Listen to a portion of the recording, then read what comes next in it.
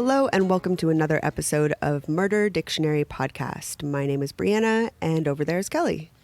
'Cause sometimes when we fuck, the honesty is too much. That's Is a that song. Is that the words? That's exactly how it goes. Okay, cool. Before we get started, I just wanted to remind everybody to check out our Facebook, Instagram. Introducing the Capital One Walmart Rewards Card. Earn unlimited 5% back on everything you buy at Walmart online. It's the perfect card for all your family's hints this holiday season. Like 5% back on the air fryer Grandpa told you about when he fell asleep in his chair. They don't fry anything. Or 5% back on the laptop your sister had carolers sing to you. Two turtle doves and a laptop for Carrie. The Capital One Walmart Rewards Card. Earn unlimited rewards, including 5% back at Walmart online. What's in your wallet? Terms and exclusions apply. Capital One N.A. And Twitter. If you haven't left a review or subscribed, go ahead and head over to iTunes and do that. We will shout out all the 5-star reviews from iTunes. So if you left a review this week, make sure you tune in at the end so we can say thank you. In the description and show notes for all of our episodes, you will find a few things. First of all, we have some timestamps for when there's a particularly violent part of the story. So if you don't want to listen to that, just check out the description and there will be timestamps so you can skip over it. Giggles and tears, too. Yes. Yeah. We'll make sure too much for you. You can't handle it. Just turn the volume down. Also, we have some resources for domestic violence and child protective services and suicide hotlines and stuff like that. If you need any of those resources, we have a bunch of links in the show notes as well. And you can also find the link for our Patreon in the description. And we have a few new pledges on Patreon this week that we wanted to say thank you to. So we wanted to say thank you to Violet, Jessica, and Tamsin for being on Patreon. Violet, Jessica, and Tamsin. What's that prescription drug I love so much? Tamsin. It does sound like a prescription. Tamsin will get you fucked up. You ever put Tamsin in your butt? That's how you get the real Tamsin effect. suppository? Yeah. That shit loud. Makes you feel good. So thanks again for your support on Patreon, Violet, Jessica, and Tamsin. Did you say that shit loud? Mm-hmm. I just got that. Thank you very much. Yeah. So I think that's it for our notifications and info. We can get into our story for this week. Woo! We are doing Letter R, Part 3, Rock and Roll Murders. Yes. I'm so ready to do like 8 parts to this letter. This is your letter. R is where you shine everywhere, but fuck. Music. I've been really excited about these stories, but also part of me wants to just come back and maybe do like next alphabet, do letter M for music or something. Yeah. I just want to do all rock and roll murders all the time. How about R for reggae? Welcome to Jam Rock. Bitty bum bum. Out in the street, they call it murder. I was listening to that this morning. I want some bumper-clad murders. On my way to see Baby Goats, I was just like rocking out to some Barrington Levy. Oh my God. Yeah, we could do some R reggae next time. I don't know of any reggae murders. Jamaica's just, off just the top all of my murder. Head. Oh my goodness, is that the truth? Just murder. Yeah, I think you just get murdered, right? Yeah, I don't know enough. Yeah, I don't know either. I don't know enough reggae artists that have been murdered or murdered someone. Who? Oh, damn, Half Pint got murdered. It was really fucked up because he came to the States and then some fucking, I'm sure, hillbilly fucking dudes, they put him in like a fucking, in a, like a field somewhere and like killed him. Yeah, murdered him. Half Pint's one of my favorite artists. So. No. Super sad. Wait, Tenor Saw. I'm sorry, not Half Pint. It's Tenor Saw. It's one of them. It's Tenor Saw. Hashtag weed. Hashtag fuck, man. Smoke my life away. Bitty bum bum. Bitty bum bum. So I totally want to do more parts to this because there's a couple more stories that I really want to do. And I don't know if that'll just end up on Patreon or if we're just going to stay on the letter R till the end of time. We'll just change the name of the podcast to R. So I don't know, but I've been really enjoying these stories and I have another good one. I don't know. I'm so into classic rock. I'm such a weirdo. Why is that weird? Well, because I was like a tween when I got into it. If everybody's listening to boy bands and I'm like, but I love Eric Clapton. You know, like, That's why you're the coolest. Yeah, it's just, I Of don't all know, time. man. Like, I just like these stories, and I have one that kind of ties together a bunch of classic rock acts. Awesome. Because it's a session musician from back in the day. First, no black metal today. No, I know, right? I didn't mean to do 2 black metal stories back to back. Yeah. But that just happened to be the way it was. There was actually someone sent us an article on Facebook today about a black metal band that was just charged with kidnapping. What? There's no murder. And the person that sent it was like, or posted it, I can't remember which, was just like, this was a wannabe murder or something, or was almost, they took this girl after a show. There was 4 members of this band. Oh, man. They're still being very tight-lipped about the story because Yeah. I think not all the facts are out there. And of course, the defense or whoever their attorney is at this point is like, well, not all the facts are straight, so Yeah. we gotta whatever. But it sounds like there was some young girl that was taken by this black metal band recently. Where's the black metal band that's just like fostering kittens? Right? That's what Necro Butcher was trying to do. You know? So there's some good ones out There's there, some I'm good sure. black metal bands. But yeah, this band was called Decapitate, if I remember correctly. The Kidnappers? Yes. It's called Decapitate? Yes. Well, at least they didn't decapitate. Yeah, Yes. right? Wait. Yeah. Could have gone real south. Shouldn't change her name to Kidnaps. But still, we got to wait for the facts, Kel. Yeah. Don't jump to conclusions.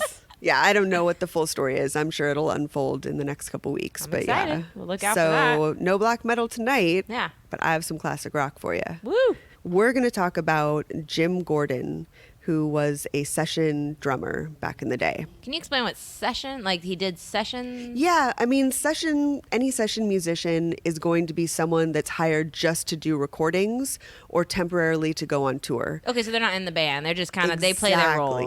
Exactly. So a session musician would maybe work for a solo artist or someone that needs an extra musician to fill in parts. Because sometimes they'll have so many tracks on one album or one song that they'll just bring in someone else to play something different to make it a fuller sound. Okay. So that could be part of it. But most of the time, it's just to back someone that's solo or add another musician and have a bigger, better live performance or whatever. Awesome. Yeah. They're basically guns for hire. Sick. So Jim Gordon was born July 14th, 1945 in Sherman Oaks, California. This is also a local murder to us. Right next door to me. Yeah, this is our neighborhood for sure. His father was an accountant and his mother was a maternity nurse. His parents focused on teaching their kids like really good manners, responsibility. They were total like 50s kind of Stepford kind of family. Okay. You know, very clean cut, very idyllic middle class household. He had one brother, so it was just the 2 kids and the parents. From the Valley in that time, too, which is great. There was like cruising and all that cool Right? stuff. What a good time. Yes. Yeah. Oh my Nice. God. It's like Bob's Big Boy on a Friday night right now.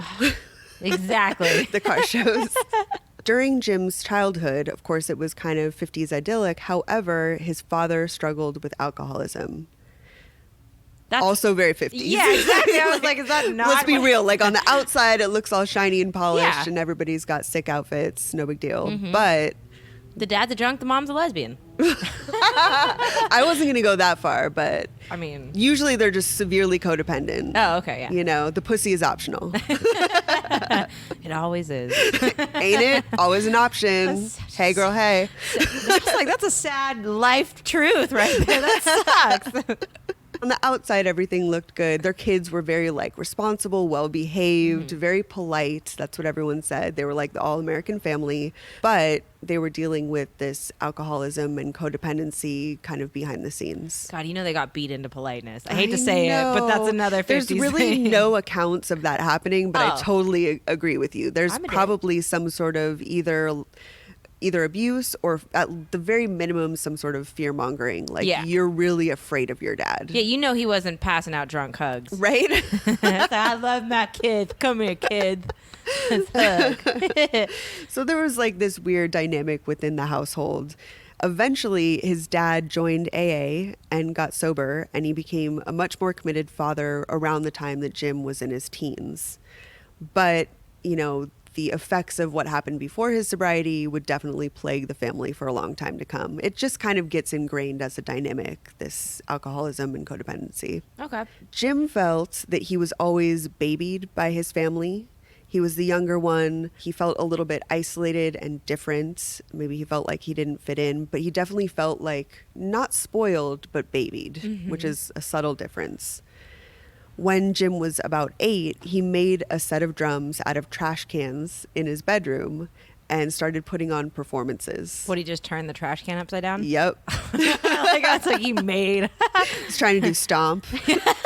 He's the OG Blue Man. Fuck the Blue Man, no really. group. Blue Man solo.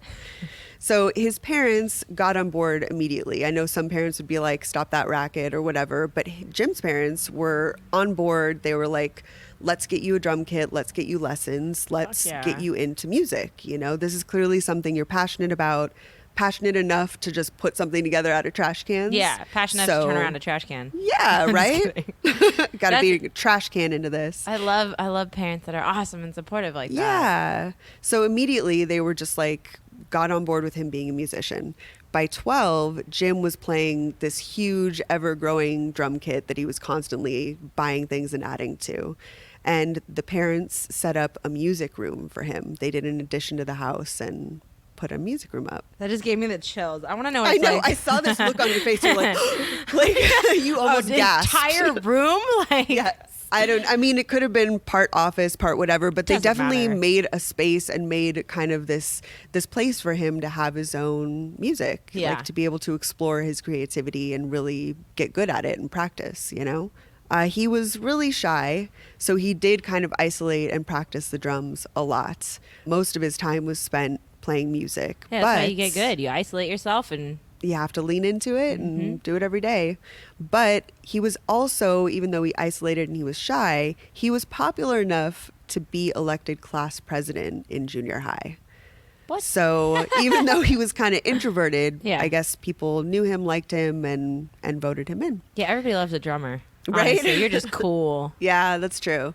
Drummers and bass players, they're the chillest. Yeah, bass player. Guitarists and singers are usually super self-centered. Yeah. You know? Everyone watch me play my guitar, bro. Right? Now put the fucking guitar away, man. It's recess. It's not about you right now. So everyone described Jim as the all-American type. He was the all-American boy, so much so that later on in his career, he would work with Frank Zappa, and Frank Zappa referred to him as Skippy. That was his nickname, which is fabulous. I love that nickname.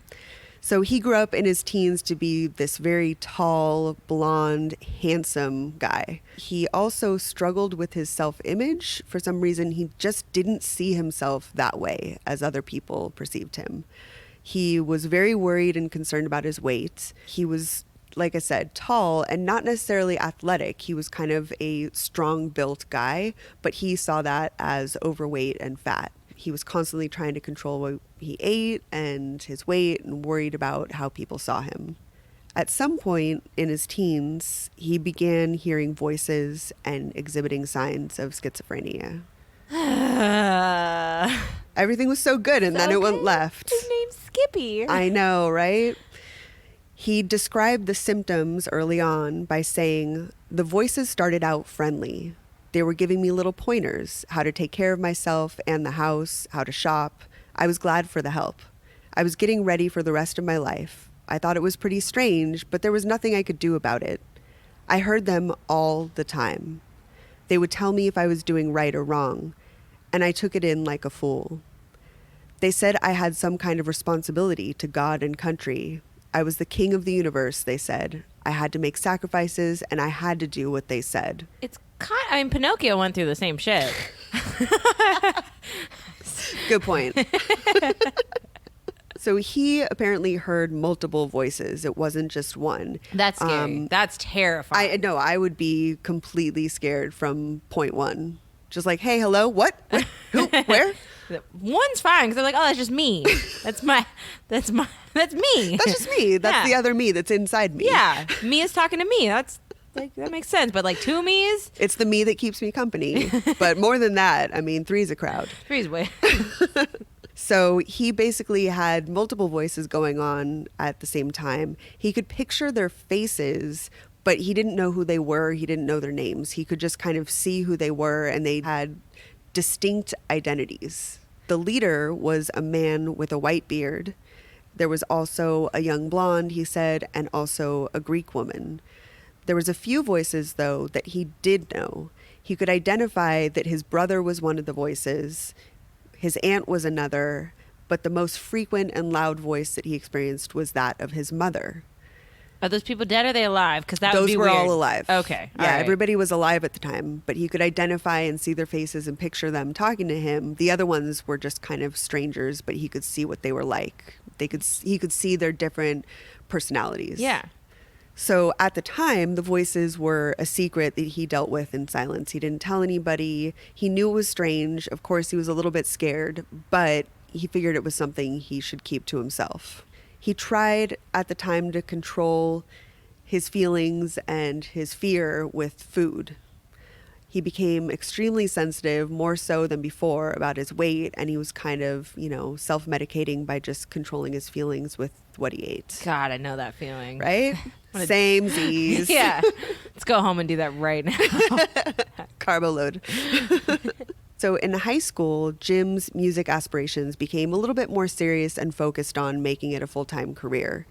He played with the Burbank Symphony, he toured Europe one summer, and he also performed in the Rose Parade. Oh, shit. Yeah, watcha. Fuck yeah. So he got a fake ID so he could start playing paid gigs like weddings and at local clubs. He got a fake ID to work, not to drink. Exactly. I was like so impressed by that. I know that you're falling apart mentally, Clap. but I am so happy for that. Yeah. Just like, get it? Yeah, what the fuck?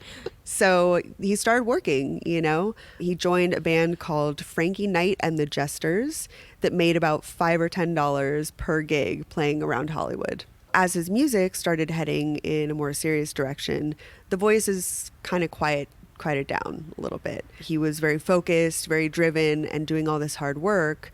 So he was giving all that his attention to being a professional musician, and the voices faded into the background. They weren't as loud at this point in time. His parents wanted him to go to college after completing high school, and he considered getting a degree so he could become a music teacher, so he could be involved in music but make it more of a safe career. Yeah. That was like the safe choice to make his parents happy. He did so well in high school that he actually got a scholarship to UCLA, and Jim felt more at the time that his future could benefit from continuing to play these gigs and not going to school. Or just go to USC instead. Right?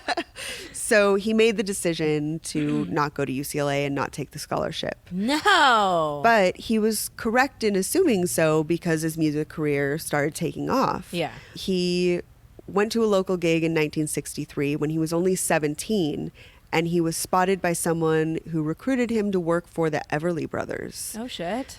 People in the industry, were really they're impressed by this young kid Fuck yeah. that was gigging all around town. People started getting to know him, and so he started getting hired. I want to gig all around town. Just gigging left and right.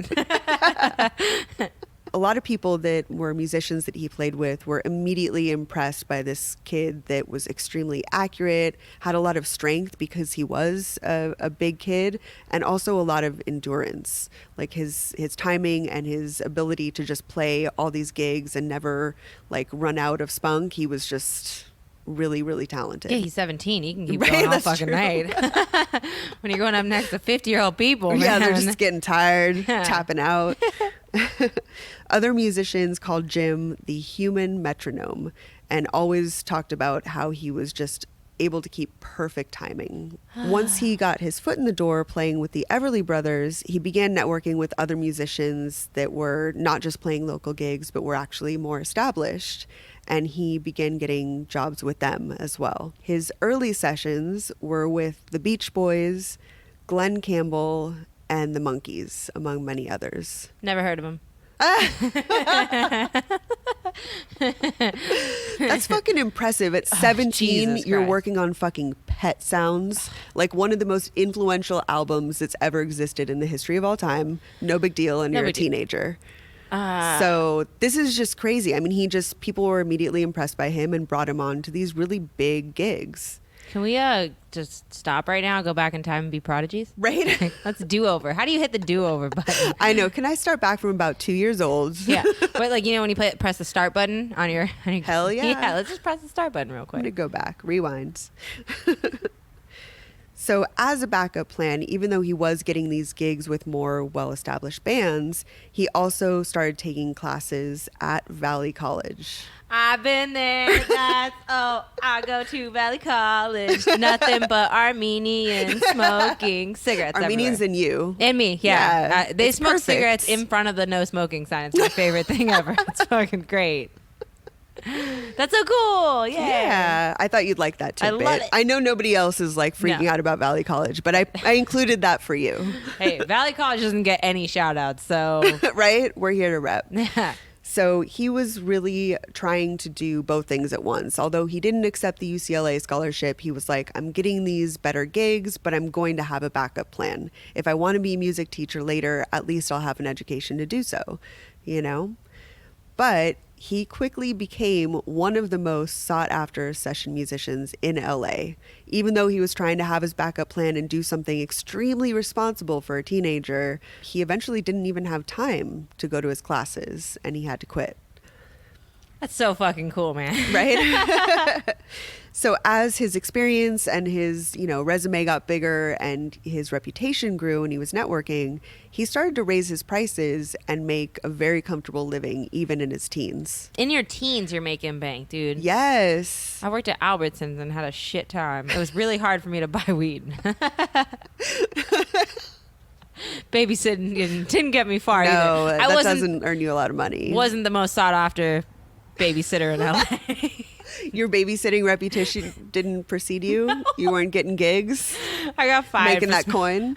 No, really, though, I smoked weed and then they never called me back again because I showed up smelling like weed, man. Of course, dude. They still left their kid with me. They didn't change their mind then. They changed their mind after. They're like, well, after this date, our standards are going to change. Daddy needs to hit it at a motel real quick. Exactly. So at the time that his reputation started, getting around, he started doing 2 or 4 recording sessions per day. And a lot of times he worked 6 or 7 days a week. Per day? Yes. I don't know how long session though, but it doesn't seem short. Yeah, I mean, that's a lot of work. That's a Yeah. lot. Because you're putting in, a couple hours, a few hours per session. I mean, that's a long day. Oh shit. Yeah. He was making a really good living. He was charging like overtime or double time for his work, and saying, hey, I've already got these sessions, but if you really want to work with me, you'll be my 3rd session of the day, but you'll have to pay me more. Yeah, I'll do it, but for this price. Yeah, he was very assertive, very professional, and he benefited from it right away. In 1964, when he was 19, Jim married his high school sweetheart. No. Oh. And her name was Jill. She was a really sweet, bubbly girl. She was a really talented dancer, and they both kind of shared this love of music and want to be in the music industry. A Stop dancer and a rolling your drummer. eyes. Look at the chills. A dancer and a drummer. That's so cute. He It's can drum very while she cute. dances. Like, stop. Stop it. It's just too much. I can't handle it. Beautiful. Where's the murder? Right? You can just picture how far left this is going to Yeah. go because it's just so perfect It's at so first. good right now. Yep. So they, of course, were high school sweethearts. Everything was great. They had a daughter together pretty soon after getting married, but they divorced after only 5 years. There we go. Yeah. 5 Sorry. years. Okay. Yeah. I don't like people for 5 minutes. That's forever for you. Fuck that. In 1969, Jim began touring with the backing band called Delaney and Bonnie, which included Eric Clapton at the time. Woo. When that gig ended, Eric Clapton invited him to join his new project, which he called Derek and the Dominoes. Oh, shit. Yeah, no big deal. Yeah. Oh, man. I mean, I guess I'll come along and work with you. Now I have chills. So the first gig for this band was as the backing band for George Harrison. So when George Harrison was on break from the Beatles and was doing a solo project, he brought in Derek and the Dominoes to record all of his backings for his album. What the fuck, man? Yeah. Boss. Mind blowing. Yeah. Yeah. Just fucking killing it. So after working for George Harrison, Derek and the Dominoes went on to record an album as their band.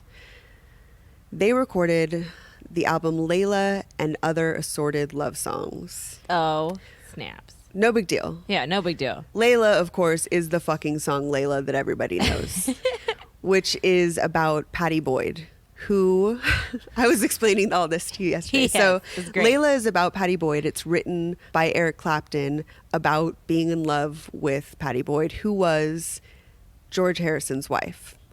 So the whole song is about basically not being able to have this woman that he's madly in love with because she's married.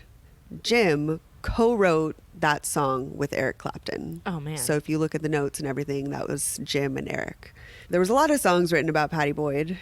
And She is beautiful. Yeah, she is in a gorgeous. weird way too. Yeah, I like gaps in teeth. Gap I teeth, always yeah. find that and hot. her mouth's weird. Yeah. It's a weird mouth, and I She's like pouty. it. Yeah. Yeah.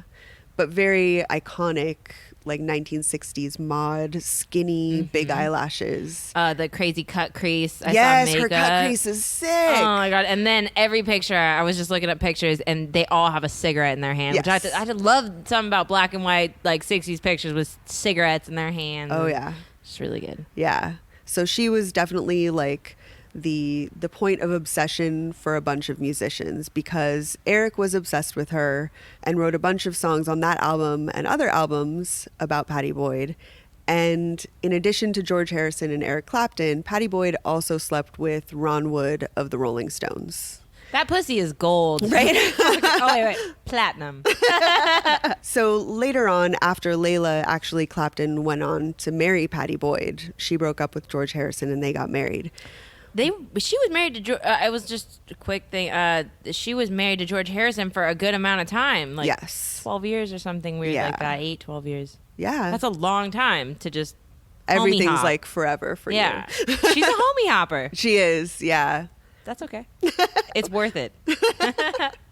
After putting out that album, it actually didn't get hugely successful right away. A lot of people know the song Layla. However, the biggest push that it had in the charts was when Eric Clapton recorded his Unplugged, like in the 90s or something. So it wasn't a huge hit right away. People knew of it. People liked it. The album was popular. It's got some fucking phenomenal songs on it. But it wasn't something that was huge right away. They just kind of embarked on this tour and they weren't like turning into rock stars overnight, you know? But they were a notoriously hard partying band. So they had this kind of mildly successful, well-known album, but it was during Clapton's like heroin era. So the whole band was doing a lot of drugs. At the time, Jim had previously only been a drinker and like smoked weed on occasion.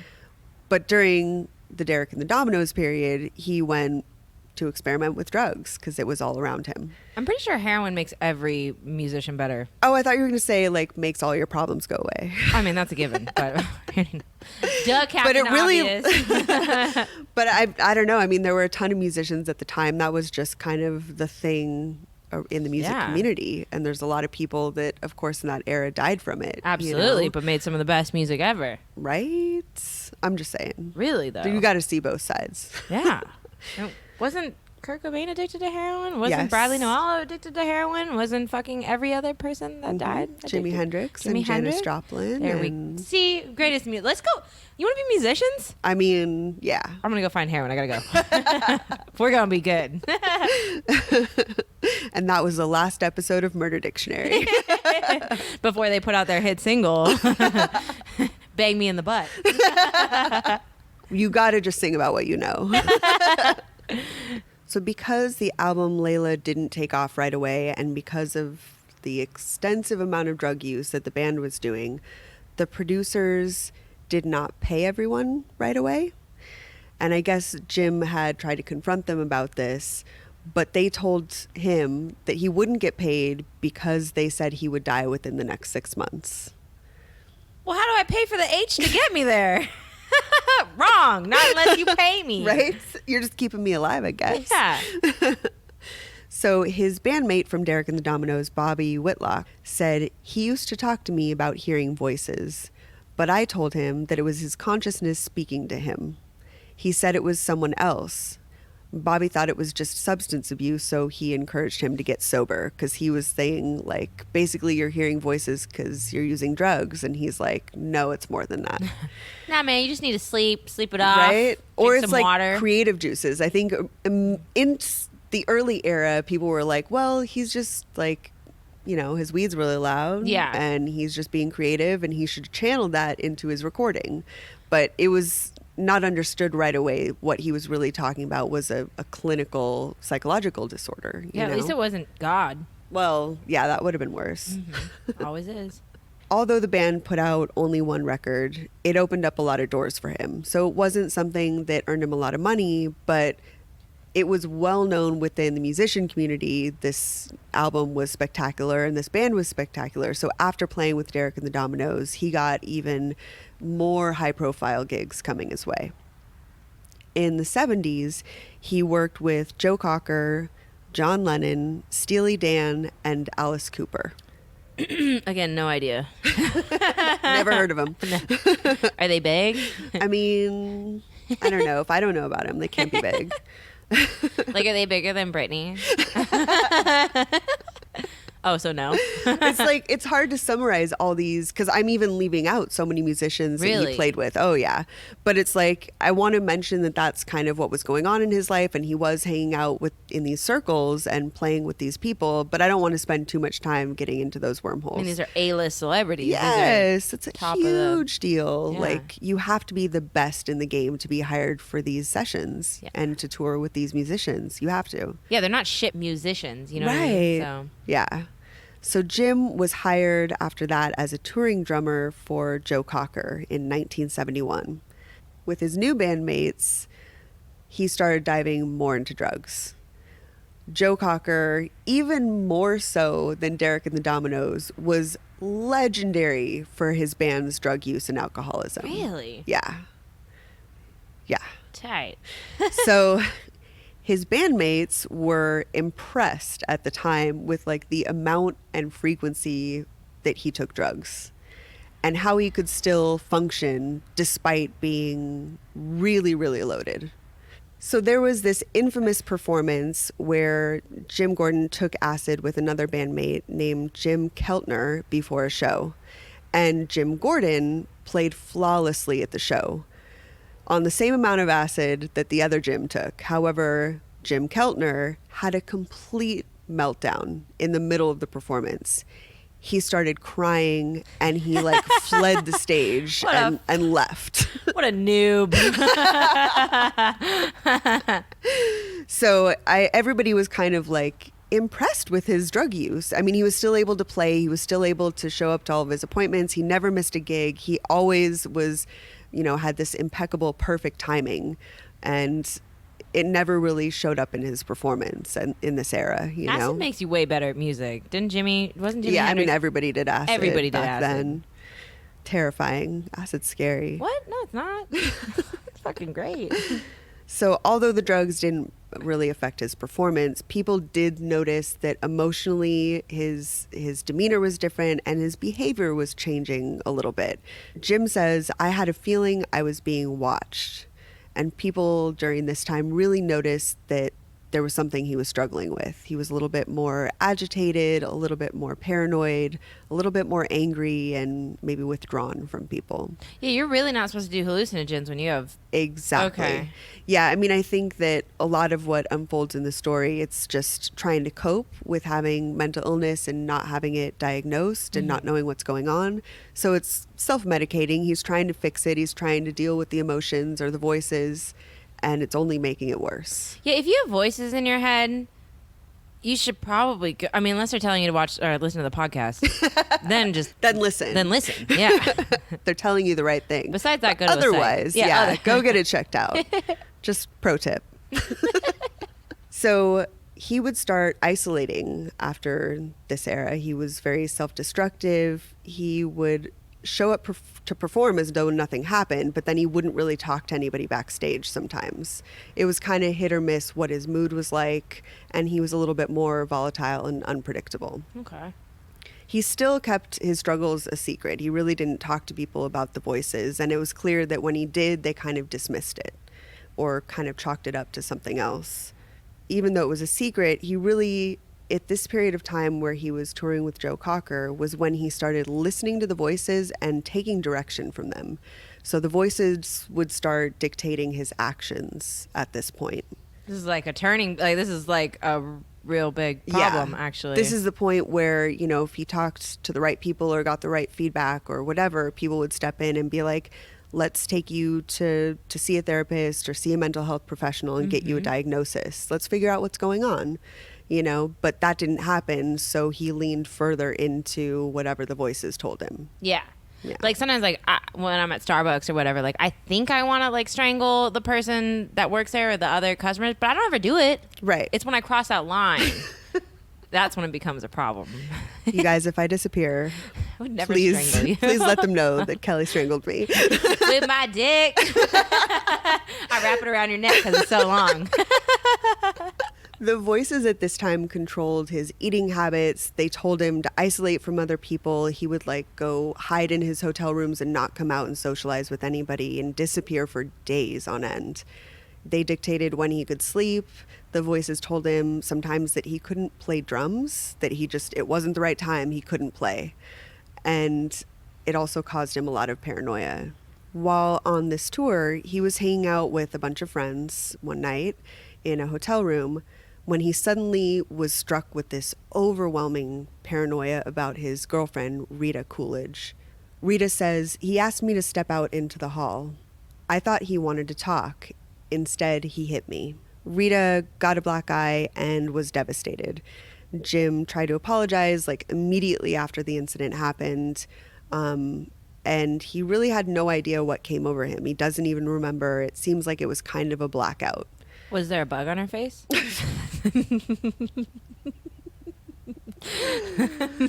Too soon.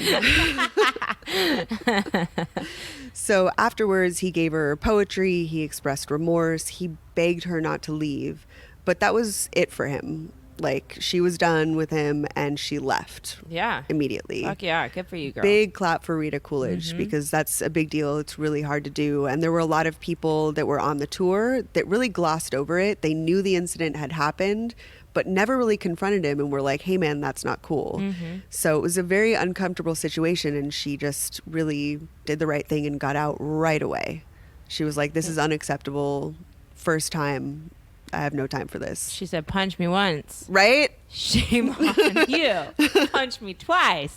Fuck you.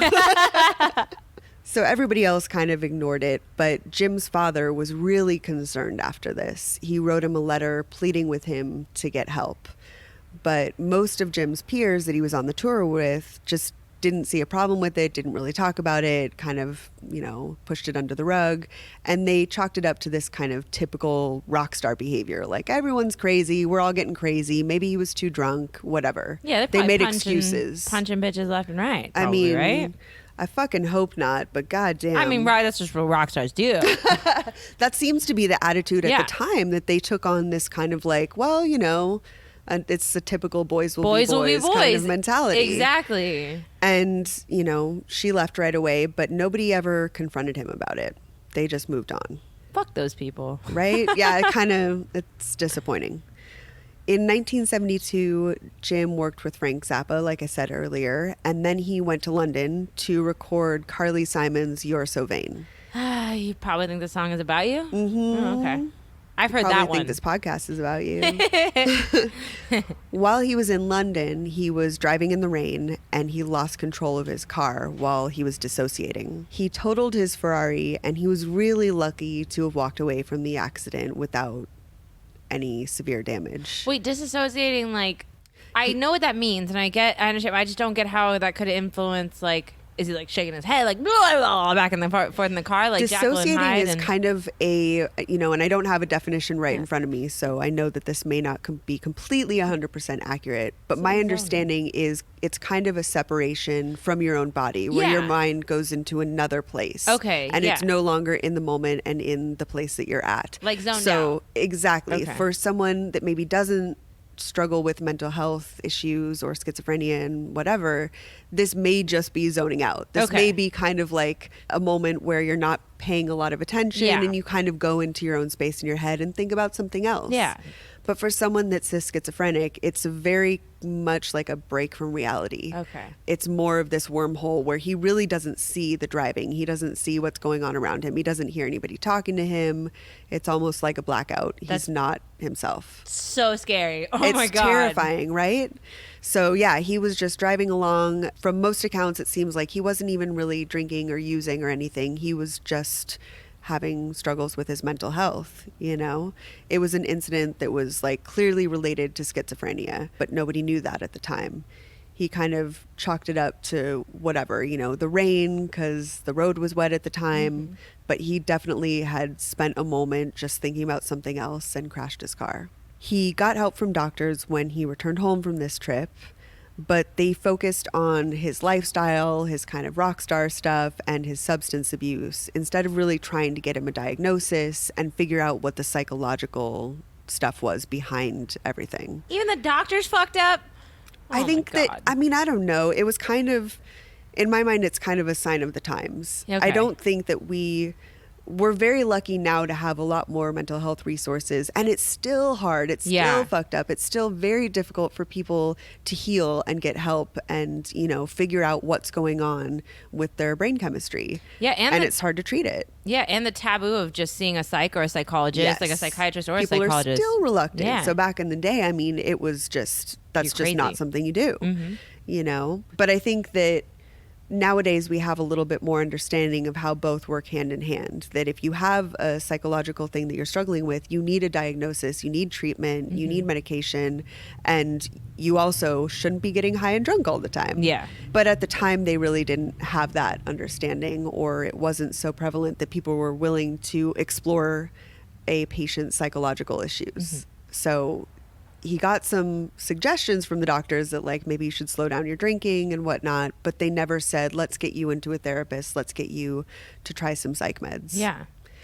Yeah, they really encouraged him to get sober, and they focused on that. Reduce your partying, try and like change your lifestyle a little bit, but so nothing was said about boring. schizophrenia at all. Yeah. In 1973, his father passed away, and Jim kind of started to settle down. He did try and slow down his lifestyle and make some big life changes. He had regular visits with his daughter because they had become a little bit estranged before.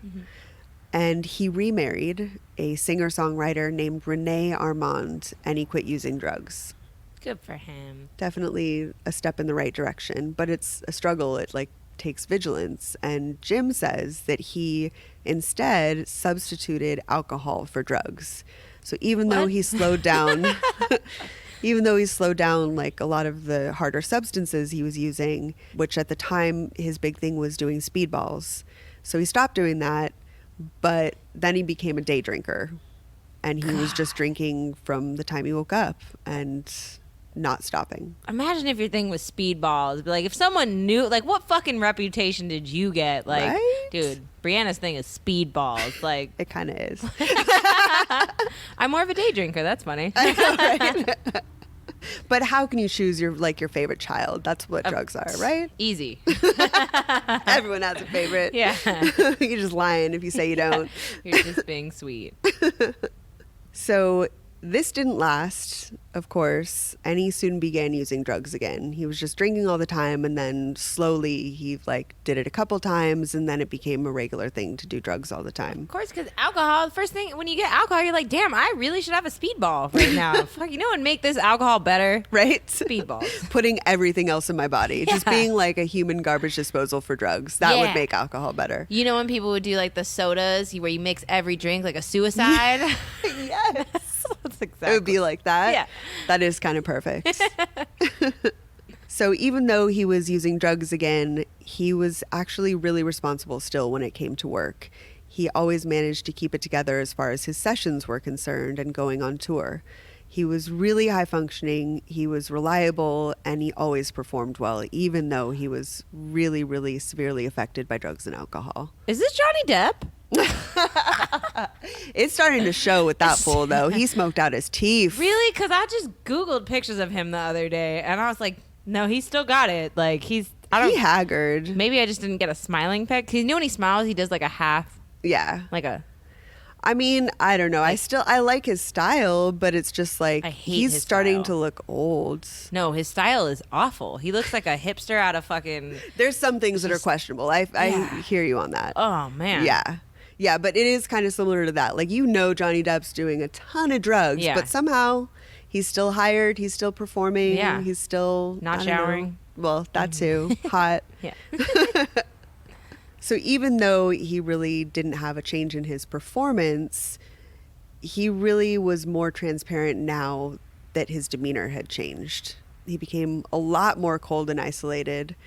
People noticed that he was extremely paranoid and he was always on edge, and he sometimes even stood alone and like mumbled to himself. So this became a time where people started actually considering what's wrong with Jim. Not just the partying, not just making excuses for his behavior, but actually thinking there was something more severe. Yeah. They drew the line at mumbles. Yeah, right? That's where you draw the line?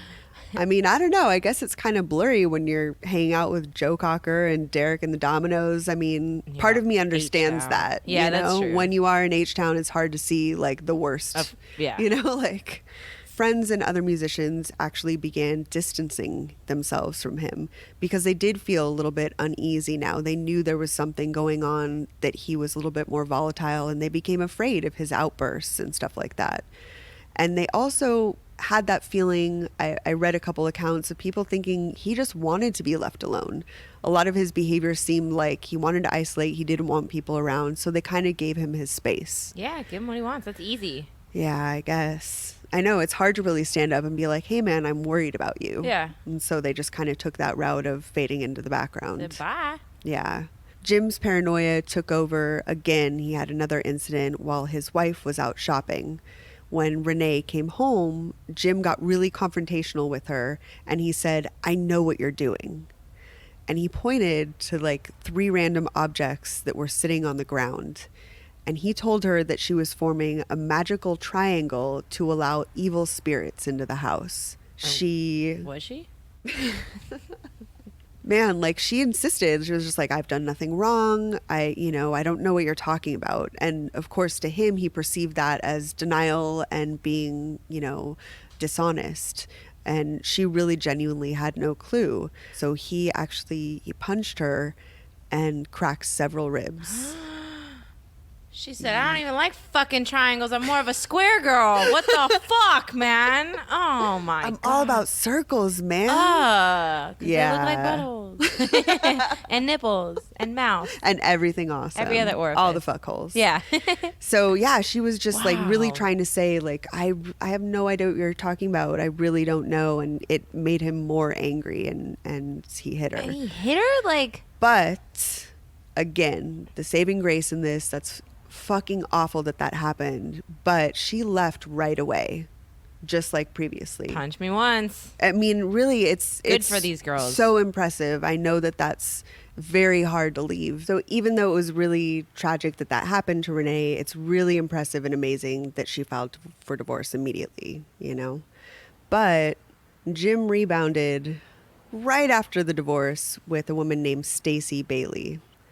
And him and Stacy apparently had a very sweet relationship. All of the women always said he was very kind, he was very gentle, he was a very nice guy until something happened. Until he threw that punch. Yeah, it was really the same account every time. Like he was just the best boyfriend or husband ever, and then his mental illness took over, He confided in Stacy that he was hearing voices and began being a little bit more open with her about that.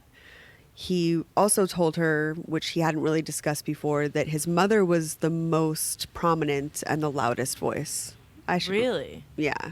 I wonder why that is. Yeah, he said that the voice was really disapproving and nothing was ever good enough. So there was this thing in the back of his head that he couldn't please his mother, and that became the loudest voice of them all. You said he was kind of babied a little bit. Yeah, so there's got to be some sort of dynamic with that of just maybe babying to him meant controlling and really dictating what he could do and making every decision for him or pushing him in certain directions, and then that stuck with him in the schizophrenia. And people baby you because they think you can't do things. You're not capable of doing it, which could tie into not being good enough, right? Like, Yeah. if you're not capable of doing things on your own. Yeah, and you're constantly questioning yourself. I Yeah. mean, He's been questioning himself since he gained 5 pounds. I don't know. Right. He I mean, really it's just has. been going on his entire life. Yeah. He was starting to be more aware at this time, and maybe just from talking about it helped, but he was really had more of a handle on the fact that the voices were commanding him to do things and they weren't real. He knew that there was something wrong. It made him really angry. He knew that the anger was coming from feeling controlled. Unfortunately, one night in 1976, Stacy woke up from sleeping with the feeling that she couldn't breathe. And she opened her eyes and Jim was choking her. Oh, fuck. Yeah. She said that she tried to talk and wanted to plead with him to let go, but he wouldn't. And right before she passed out, he let go. Then she started, she says she doesn't even remember what she talked about, but she just tried to talk to him and let him know things are okay and keep it very calm. But then he choked her again. What the fuck, dude? Yeah. And apparently it repeated a number of times that he would choke her and then let her go and keep coming back and doing the same thing and just holding her down. And she, in between, when he would let her breathe, she would plead with him and try and let him know everything is okay. Just be calm. It's going to be okay. You have to let me go. Like, just trying to reassure him to let him calm down. I'm sick and aroused at the same time. Only because it It's sounds like my just- sex life. No, I'm more sick, but it's also reminiscent of my sex life. Yeah, it's just terrifying if you're fully asleep and No, you like, I get what you're saying, but the other half of me is just like, not when I'm asleep, boo. No, yeah, I gotta be up and gotta have a D inside me, but Yeah. This not just waking up to that, like not waking. everything was fine. Yeah. And like I said, he was just the nicest guy. And then Yeah. all of a sudden you wake up to someone essentially almost about to kill you. Yeah, You look at know? her survival instinct on calming him down. Instead Right. of She freaking knew out. right away. It's just like he needs a very level headed voice. He needs me to not raise my voice. Yeah. I'm going to just say whatever it takes to let him know things are okay because that is what will get me out of this situation. Did she run down the fucking stairs and out the house? 'Cause- Well, eventually he did let her go. And his explanation was that he was just joking. Like he actually leaned back on the bed and started laughing and said, "Oh, I'm just joking." You had And a bug on your neck. Right. Seriously. Jokes. No, that's not. She cool. started to leave, of course, and Jim continued to try and explain himself. He said that he was testing her to see if she really cared about him. Man, I fucking hate tests. So, of course, again, I think that this is a pattern. These women are extremely brave. They're amazing because every single woman just left and got out of there. And Stacy was exactly the same too. She didn't listen to him. As soon as she was free from his chokehold, she basically ran to a neighbor's house. And she immediately broke up with him. That was the end of it for her. So all these women are really phenomenal, and I'm in awe of them, Said you're not funny. Fuck you. Yeah, that was not, I'm not laughing Yeah. full. Fuck like, your I gotta jokes. go. Yep. Don't quit your day job. Be a comedian. After this incident, Jim's mom tried to help him get off drugs. Again, everybody thinks that it's the substance abuse. More drugs. Yes. The right ones. Yes, get you on the right. Really? Let's switch and get you into some pharmaceuticals because this is not working. But I mean, everybody knew there was a problem and just kept blaming it on that. He still drank all day, but with the help of his mom, he stopped using drugs for a period of time. At this point, his mental health became definitely a crisis and people knew something was severely wrong. It was well known that he struggled with alcoholism and whatever mental health thing, but people didn't know what it was. One day during a Johnny Rivers session, he suddenly like stopped playing drums in the middle of a song while recording with a bunch of musicians. And one by one, all the other musicians stopped playing because they heard the drum stop, and they turned back and look at him. Jim was just staring menacingly at Dean Parks, another musician, and he had a bunch of just unbelievable anger in his eyes. People describe the event as being terrifying. And you're getting chills? Yeah. So Jim told Dean, "You're messing with my time." And he stood up from behind his drums in a really threatening manner, like he was about to jump across and punch him. Was Dean not playing right, or did he suck? No, there was Oh. absolutely nothing going on. In fact, the two musicians had worked together on a lot of different projects. They've recorded together. They've never had an issue. There was nothing he was doing that was different than any other day they worked together. And of course, Dean said this. He denied it. He said, "I don't know what you're talking about." And Jim insisted that Dean was controlling his movements. He said, "You're moving my hands. I want you to stop." Stop. Like, I swear to God, this is a day of chills. No joke. Yeah. That's so fucking Yeah, people scary. were completely terrified. I had no idea what he was talking about. Yeah. Oh my God, bros. I know. You got the And chicken Dean, of skin. course, he's trying to respond to him. Everybody's always trying to calm him down. And he countered that it was impossible for him to do so. Yeah. He's like, "I'm playing across the room from you. You're all the way over there drumming. There's nothing I can do. And I can't control your movements, you know?" It's like in Night at the Roxbury. It's like, "You grab my ass?" Right?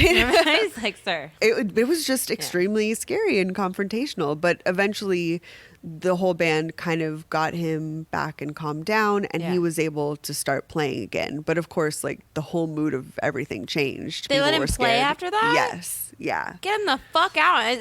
Another session drummer. Isn't that, Right? don't they Like- rotate him? Yes. Yeah, they Musical could have got musicians? someone else, but I don't know what the deal was, but they got him to start playing again.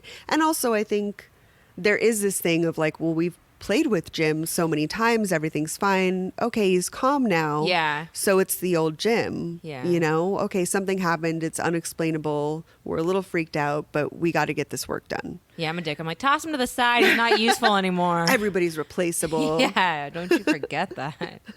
This kind of scenario would repeat a few different times. This was kind of the most startling, but a lot of people, other musicians in the session world, started having confrontations with him. He would confront them about various things about their playing, or maybe that they were controlling, or anything else that they, he believed because of his paranoia that they were fucking with him. And from this, word got around that Jim was really difficult to work with. People began hiring him less and less after this. And as a result, people also began paying him less. So some of the gigs that they would hire him on, because he had a bad reputation, they would give him less than other musicians. He's slipping. He had that control of being a fuck up or fucking up and being able to function. Yeah, He's not and at this functioning point, anymore. when it's causing conflict within sessions and people aren't able to record with him or work with him, it became an issue. The music work kind of started drying up, and he started looking for work in television, movies, and commercials, because a lot of those people really hadn't heard about his reputation. Everything that people knew about Jim was from the music world, so he went into film and TV and found jobs there. Yeah, and schizophrenia might help you with a role and acting. You know what I mean? Maybe. Channeling. By 1977, he became extremely reclusive, and the schizophrenia became more severe. Jim says, "I couldn't cope with being outside anymore. The voices were chasing me around, making me drive to different places, starving me. I was only allowed one bite of food per meal, and if I disobeyed, the voices would fill me with rage like the Hulk gets." So this is kind of one of those points where it definitely took a turn, and he was overwhelmed by the schizophrenia and still had no diagnosis, no treatment. His mother's voice, again, was still the loudest, and he started basically talking back to it, and he would tell her to leave him alone. She was the one that was controlling a lot of his eating behavior, not letting him leave the house for long periods of time. And he also believed that she wanted him to destroy his gold records. when him telling the voices to shut up and trying to get them to be quiet didn't work, he actually started calling his mom. And he would tell her, the person, not the voice, to leave him alone. And this is like one of the first times that his family really knew that he was actually hearing very specific voices, including that of his family. Yeah. You know, before it was just kind of this more ambiguous thing. His mother, Osa Marie, of course, had no clue what she was talking about, like a lot of these incidents that came out of nowhere. And she, you know, just responded, I have no idea. I don't know, like everybody did when he was confrontational. From that, she realized it was more severe and she tried to get him help. So he checked into a psychiatric hospital, and over the course of the next like 5 or 6 years, he would go back to the hospital a dozen or more times. He stayed in the hospital the first time for about 2 months, and throughout that time, the voice of his mother never calmed down. They never found the right treatment or medication. They kind of figured out that he was hearing voices and were trying to treat it, but it never changed. And he would argue with her, even while in the hospital, to leave him alone, and the voices never went away. I wish we had more on his childhood, because there's something super there's- deep. But also, I think that it's not just childhood or trauma. It's also has to be some chemical, some brain chemistry. It's got Yeah. to be some genetics and that sort of stuff. Absolutely, but he could have jumped onto anything. Why is it Yeah, his so mom? the attachment to his mom is definitely crucial. yeah. Why not his dad? Yeah, yeah. So after the 2 months, even though nothing had improved and they hadn't found the right treatment for him, he decided to leave the hospital and he continued outpatient treatment. Okay. On September 3rd, he did not show up for an appointment, so his doctor called his mother, Osa Marie. She went to his house and found him unresponsive, having taken an overdose of sedatives. When he woke up, they rushed him to the hospital, and he survived. But when he woke up, he apologized for attempting to commit suicide, but he explained that the voices didn't care whether he lived or died. It's not really clear if they told him to do that and it was an instructional thing, but he made it seem like a detachment, like because the voices didn't care about his well-being, he decided to just give up on life pretty He didn't much. care about his well-being? Yeah. Because of the voices? Like, what? It Now the sounds like voices- that was what he was feeling. The voices dictate everything about his life. That It's sucks. completely consuming him by this point. Yeah. In 1979, Bob Dylan called him and asked if he was available to go on tour. The voices in Jim's head told him that he couldn't, and he turned down the gig. Aw, thanks, Mom. Yeah, That he sucks. says like immediately when he hung up the phone, he was overwhelmed with devastation. He regretted it immediately, but knew that the voices wouldn't let him. Wow, you know? dude. Yeah. He became determined after that specific one call with Bob Dylan. He said, I don't want to let that happen again. I'm determined to fight this. I want the voices to not control me. Yeah, motivation. So, right. And soon after, he got a call to play another gig with Paul Anka. So he accepted. He's like, I'm getting out of the house. I'm doing this. And he went to Las Vegas and started playing the gig. But within just like a few bars of the first song, his mother's voice told him he had to leave. Fuck. And after only one day, on the very first day of the gig, he left and went back home, and he checked himself into another hospital. At least you got the hospital part. Fuck. Yeah. dude. He was extremely combative with the staff in this hospital stay. He threatened to kill a nurse. He doesn't remember the incident. He was dissociating and really kind of having those, I don't know, ambiguously, I'll just call it like blackouts, you Yeah. know, and have these rage incidents. But instead of hurting someone, he would start breaking things. He broke this big like potted plant and a bunch of other stuff. And he ran around the ward telling the staff that they had to let him go. Again, he would be released before getting on the right meds, and the voices were not better by the time he checked out of the hospital. After returning home and having these incidents, he decided to just quit music altogether. He had really saved a lot of his money. He had made really smart investments. His dad, like I said, was an accountant, and that had been instilled in him from a really young age. It's said that he kept like a ledger of all his spending from a time he was like a child. He had these like accounting books that he always kept. So he was really doing well with money. He was stable and able to not work, you know? He could afford to stop working, so he decided that would be the best thing for him at that point. But because he really didn't have accountability to do anything, he started drinking more. He stopped bathing or changing his clothes. He spent most of his time sleeping or watching TV, and he really never left the house unless it was really to get more alcohol. He went back to the hospital in mid-1980, and the doctors urged him to stop drinking. But he left only one day later. At that point, he convinced himself that the doctors never helped, and it became part of the delusion that his mother wanted him to go to the hospital. He told himself that it was his mom's voice convincing him that he needed to see a doctor, and he thought that because she was a maternity nurse, that's where she wanted him to be, was in the hospital, but it wasn't helping. There was no solution coming from seeing doctors, so it was just part of her game to make him suffer. Yeah. Basically. And controlling him. Yes.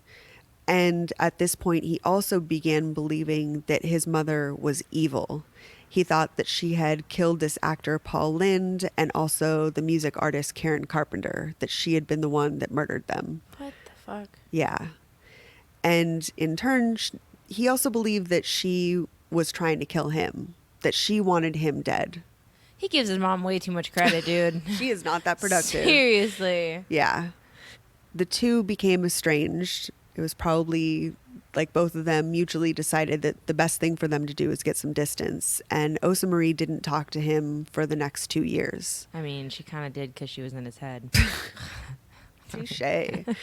Yeah, I mean, it became definitely a volatile, unhealthy situation, and both of them were aware of it, you know? So he began at this point writing down what the voices were telling him and all the things that he felt like his mother was specifically doing to him. Mm-hmm. In the end of 1982, he went to the hospital again, and he told the doctors that he felt he was dying of hate and that his world was falling apart. Is that a medical diagnosis? Exactly. Yeah. Death by hate. In mid-1983, his mother wrote to him out of the blue after they hadn't talked for 2 years. She tried to reassure him that she was not causing the problems in his life, that she wasn't controlling him, she wasn't involved with his mind at all, and that she loved him, and she really only wanted the best for him. And she ended it by saying, "I'm only a phone call away. Basically, if you need me, I'm always here." Yeah. She also informed him that she would be moving to Seattle soon because his brother lived in Seattle. But she didn't write that the reason that she was doing that was to get a little bit more safe distance from Jim. Because his brother lived in Seattle and she could move in with him, she felt like that would be a safer place for her. Absolutely. You know? But the thing is, he never read the letter. He never even opened the envelope. So he never knew all of these things that she was trying to tell him. On June 1st, 1983, Jim called Osa Marie at 9:30 p.m. And he told her, "You're bugging me again. I'm going to kill you." Oh, fuck. Yeah. Osa Marie called the North Hollywood Medical Center that she knew he had kind of been in and out of, and maybe he would have gone there for help. And she asked the staff if he had been there. She was informed by one of the staff that Jim had shown up super drunk earlier in the day and that he had demanded Thorazine and said that he felt violent and agitated. Give the man some fucking Thorazine, please. Finally. I know, right? Put his ass to sleep. Yeah, sleep it off, dude. But the problem was the doctor wasn't in yet. He showed up when the doctor wasn't there for whatever reason, on lunch, or it was too early or something. Fucking call him. Yeah, well, that's the thing. They were like, just hold on a second. The doctor will be back soon. There's nobody right here. We can't instantly get you Thorazine, but have a seat. We'll check you in, whatever. But he didn't want to wait. And he was really agitated. Yeah. And they didn't force him. They didn't restrain him. And he just walked out. Since Osa found out this, she decided to call the police because her son was, in a bad place and not in the hospital where he needed to be. The police told her that there was nothing that they could do. The officer suggested that Osa Marie leave the lights on, and he basically wished her luck. Oh, shit. Yeah. And I try to remind myself that a lot of the laws involving stalking and that sort of threatening behavior are taken a lot more seriously right now than they were, 20 years ago, Absolutely. 30 years ago. So I'm trying to focus on that in the story because that's just infuriating to me that nobody took this seriously, that someone that had been so volatile and dangerous and confrontational was not seen as a threat. They're like, oh, you're with your son, you're with a man, you're fine. Right, but she wasn't yet because she was still down here alone, right? So she was waiting to move to Seattle then like a few weeks later. Fuck. Yeah, and that kind of played a role in her saying, well, it's almost over. So she decided to call her other son, John, in Seattle and let him know what was going on, but there was no answer. And so at 11:40 p.m., Jim called back and he threatened her again. At that time, she felt like she'd already exhausted all her options. She had called the police, she had called the hospital. There was nothing she could do.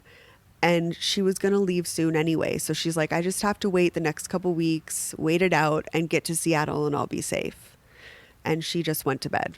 The next day, she contacted an attorney and she inquired about what the process is to get a restraining order against her son.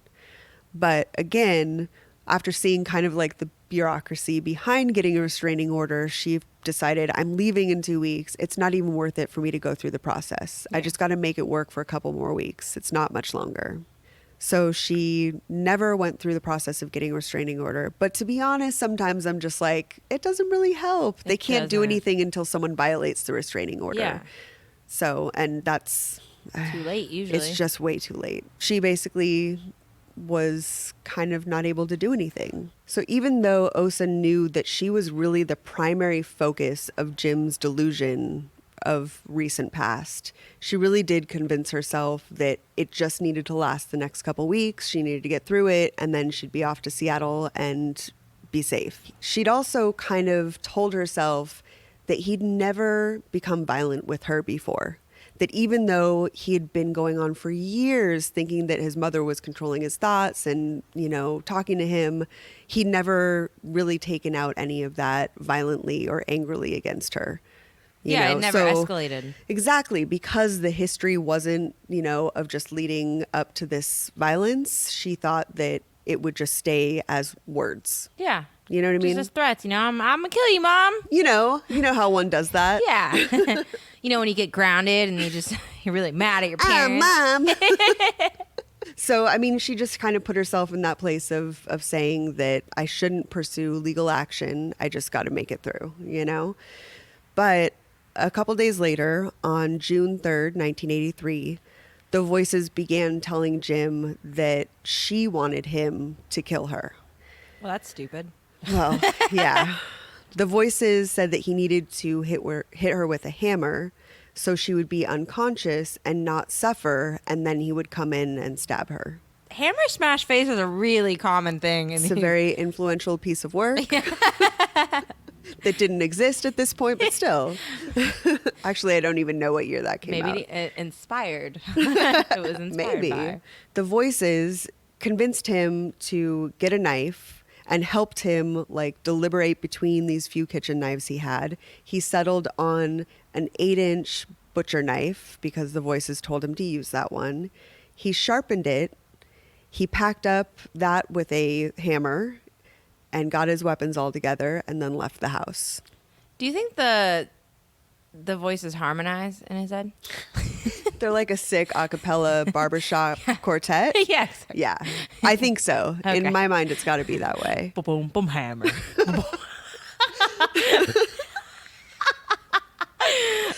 Too much. I kill your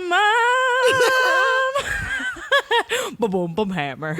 Voice of an angel over there.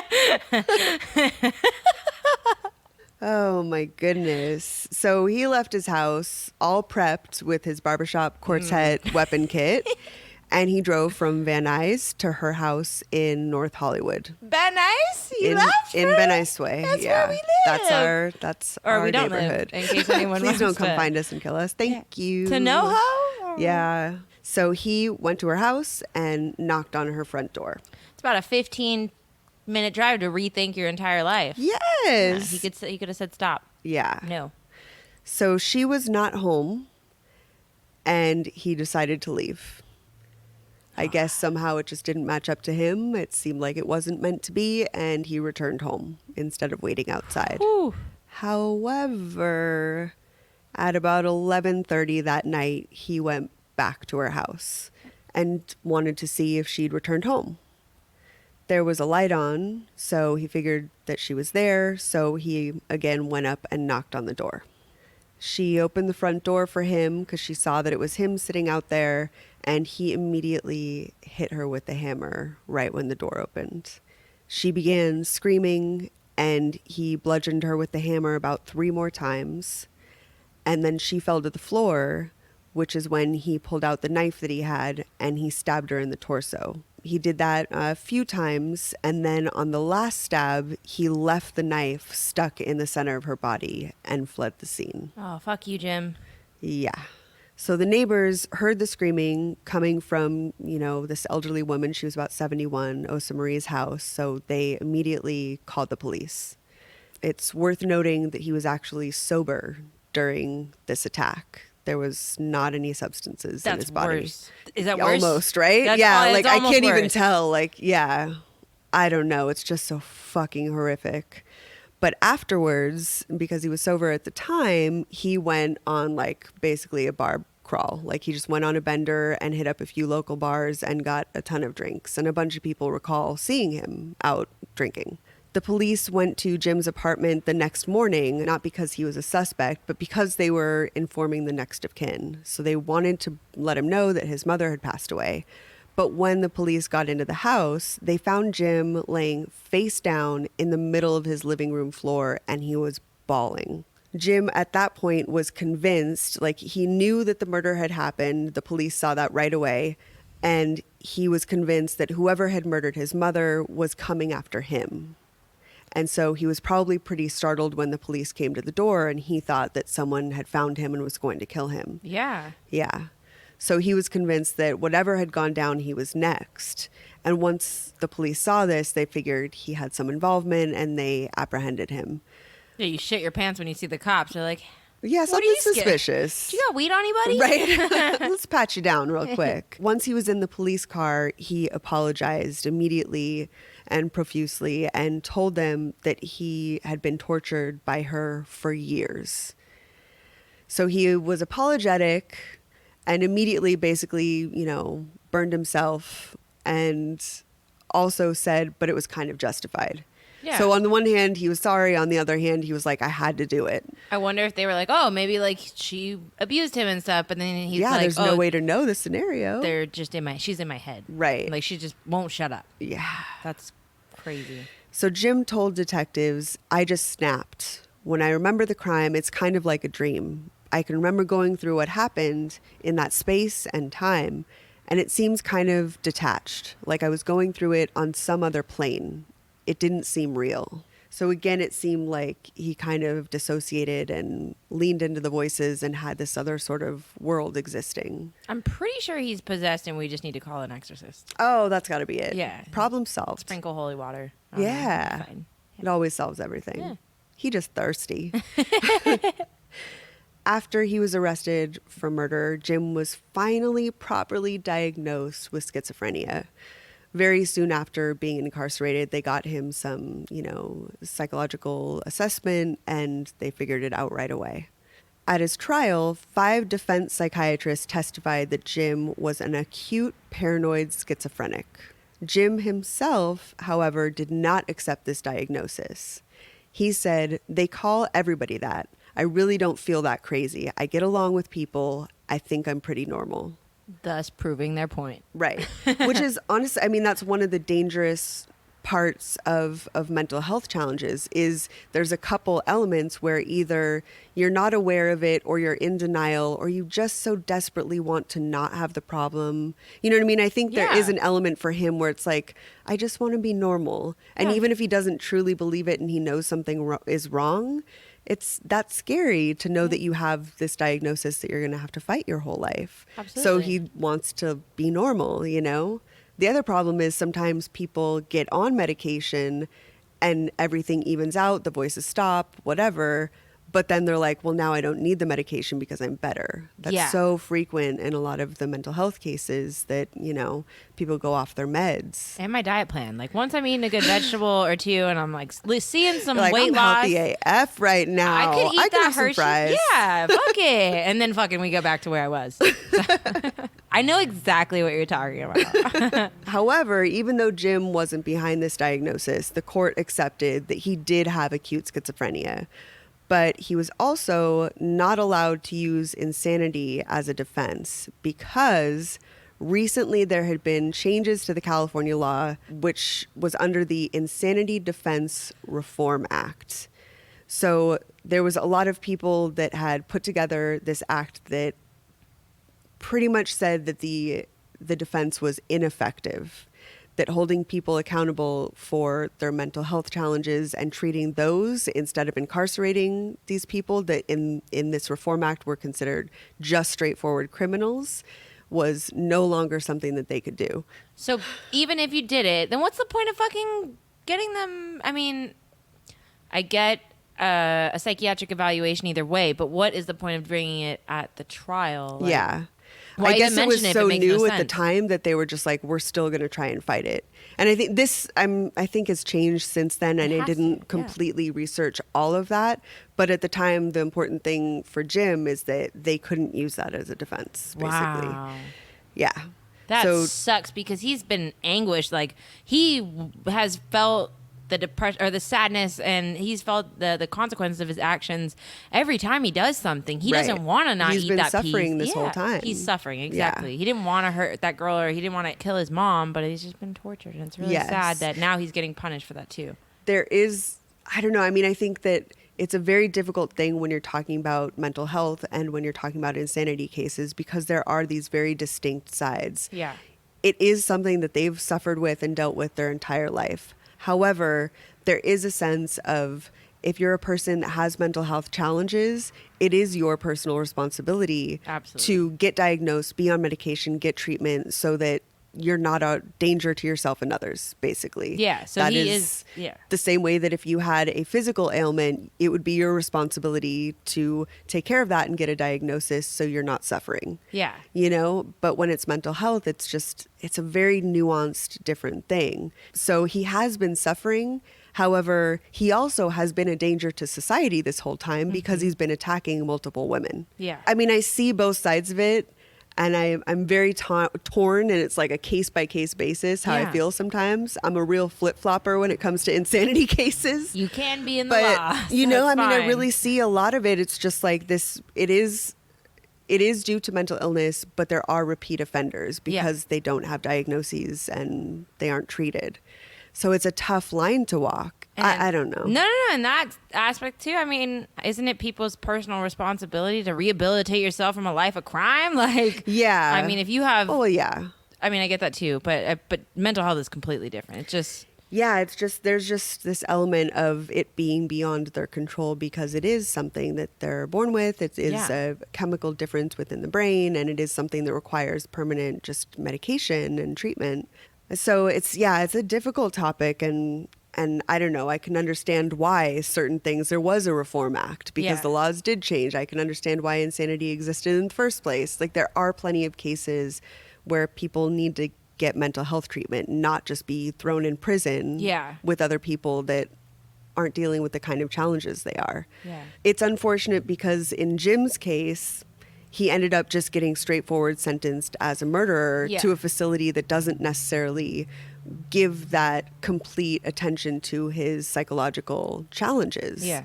That it's just a jail that maybe he gets to see a therapist, but they don't monitor him as closely as they would someone who's a patient instead of a prisoner. yeah. You know? Another thing too is that it's weird that how it is people's personal responsibility to get help, but as in his case, he didn't know that he was schizophrenic. So how is that responsibility still yours until he started punching women? Like, Yeah. then he punched I think one that of there's them? just, in my personal opinion, I think there was multiple points Where he- in his lifetime where he clearly, the voices made him violent. The Yeah. paranoia made him violent. That's true. And at those points, it would have been the responsibility of him and the people around him Yeah.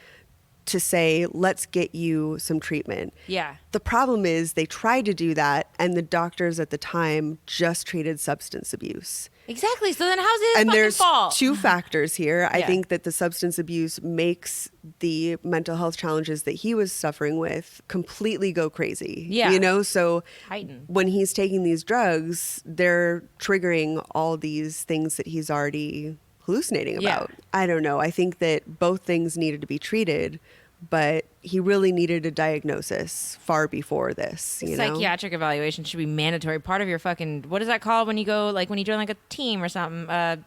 Your physical every year, your annual physical. Like, why don't they just do an Yeah. annual psychiatric evaluation? Because that shit should be mandatory. Yeah. I think that having that sort of clarity of knowing what you're dealing with, that's just the very basic starting point that everybody needs Yeah. to try and treat and heal and all that, you know? God, there's so many people on drugs that they don't need, and then all the ones that need the drugs aren't Right. on them. So he was, instead of, you know, treated as an insanity case and given, you know, a sentence of mental health treatment, he was sentenced to 16 years to life. He In would- prison?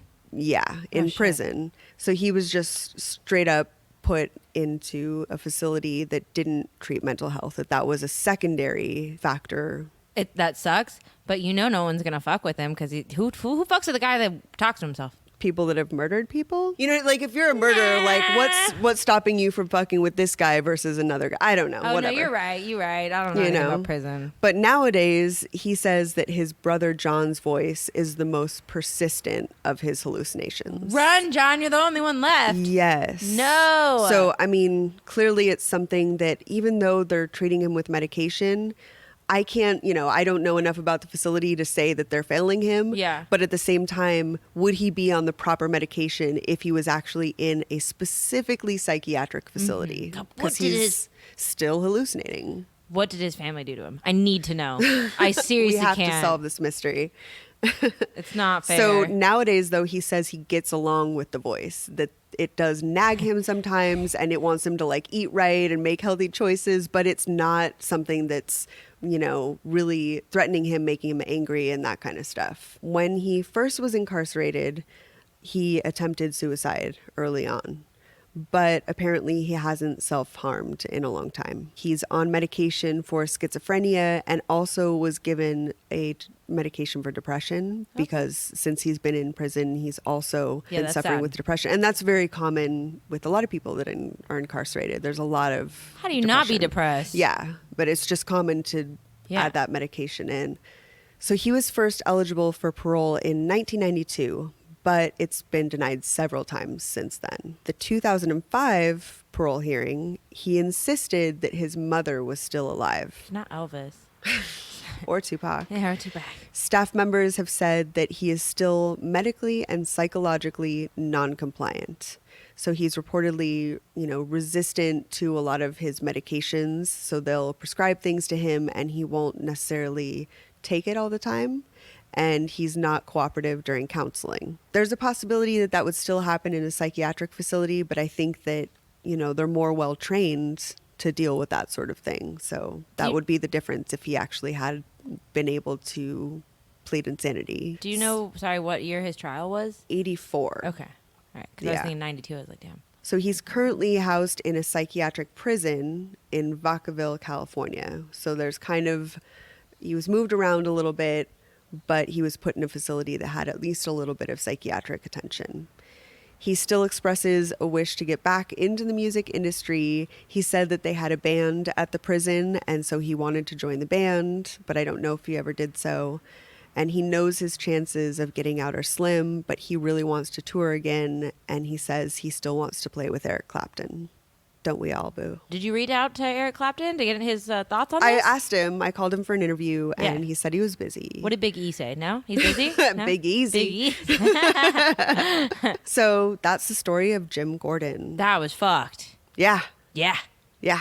God. It was also really cool at the beginning, which No, it makes was it feel great. even more fucked I at the end know. almost. Like, it's just such a crazy trajectory of just rising to falling. I feel bad for him. I really feel bad. Most of the time it's like, fuck those people. Yeah. But and like I said, I think that it's important to like explore both sides or whatever. I feel completely awful that he's been suffering his entire life with this undiagnosed mental health issue that's been eating at him and killing him, like really just destroying his soul. I mean, he was clearly in such a desperate suicidal place. Yeah. However, I just am so disappointed that he wasn't treated for schizophrenia earlier. And I think that it's so important to, to tone down all of these outside influences like drugs and alcohol and stay away from them if you know that you're hallucinating and all this kind of stuff. You can't numb that. You can't self-medicate. No. You have to try and get a diagnosis and get help. So I just feel terrible that he went through that, but I wish that he would have gotten help sooner. This all could have been avoided if he got a proper diagnosis and treatment. yeah, almost everybody in his life failed him. Yes. Which in turn made him fail Yes. back, like the doctors, and made his him friends. suffer. Yeah, the women in his life are actually probably the best, the ones that left, and his mom and tried to help. I mean, people that tried to help him. Yeah, I mean, I would have felt so much shittier about the story if he had the wife that stayed, if one of the girlfriends would have stayed, and it just kept continuing, and there was this cycle of abuse. I think that element of the story would have been another episode that I would have cried in. Yeah. But it's just, I think that was one of the things that made me feel really happy and hopeful, because there were so many women that tried to stand up for themselves and say, this is unacceptable behavior. You have to get help. I'm leaving. I am not putting up with any violence whatsoever. Yeah. Period. And I wish that would have resulted in treatment, in him being in the hospital sooner and actually staying so he could actually get help. But it's a interesting story. Jim Gordon. You want to turn this trash can upside down and make some drums? I could. That's a great idea. So I think we're running a little bit long. I'm gonna skip iTunes reviews. Okay. Because I mean we're running kind of crazy long. I know, but then we'll have more next week, and it's gonna be super exciting. Show. It's so good, and Kelly's We funny, love and Brianna's so sexy, and 5 stars. No, Thanks. thanks. That was so sweet. Thanks for slipping one in, Brianna. We also, just before we leave, we wanted to say thank you to Violet, Jessica, and Tamsin again from our new Patreon supporters. Thank you, Violet, Jessica, and Tamsin. I'm going to take before I go to sleep. That's my medication. So I appreciate that. We wanted to say thank you. Thank you. And the link for our Patreon is in our show notes, along with timestamps and resources for mental health, resources for domestic violence victims, suicide hotlines, anti-bullying, a whole bunch of stuff. Yeah. So check out the show notes. And if you haven't followed us on Facebook, Instagram, or Twitter, head over there. There's a bunch of fun stuff. If you haven't subscribed already or left a review, we would definitely appreciate that, so we can shout you out and say thank you. Yeah. And I think that's pretty much it. We've got some drumming to do. We've got drumming, and I have lots of tit sweat. So are you ready for... Ooh, True Crime and Chill? And tit sweat. Bye. Bye. Hello, fellow skin suits. This is Angel and Ember. Deep down, do you have a secret passion for true crime, sarcasm, inappropriate jokes, but you still want to hear all those lovely details? However, you still need a little bit of humor to get you through those dark moments. Then come hang out with us over at the Color Me Dead podcast. We try to balance both humor and facts perfectly. We also go on some pretty extraordinary squirrel hunts. We can be found on iTunes and all other podcast apps. Come over to Twitter, Facebook, and Instagram and see us at Color Me Dead Podcast for the latest updates and gory chat. We release on Wednesdays because on Wednesdays we wear murder. Don't forget to spay and neuter your pets And stay out of chalk lines. Introducing the Capital One Walmart Rewards Card. Earn unlimited 5% back on everything you buy at Walmart online. It's the perfect card for all your family's hints this holiday season. Like 5% back on the air fryer Grandpa told you about when he fell asleep in his chair. It'll fry anything. Or 5% back on the laptop your sister had carolers sing to you. 2 turtle doves and a laptop for Carrie. The Capital One Walmart Rewards Card. Earn unlimited rewards, including 5% back at Walmart online. What's in your wallet? Terms and exclusions apply. Capital One N.A. And now, a thought from Geico Motorcycle. It took 15 minutes to take a spirit animal quiz online. Please be the cheetah. Please be the cheetah. And learn your animal isn't the cheetah, but the far less appealing blobfish. Oh, come on. To add insult to injury, you could have used those 15 blob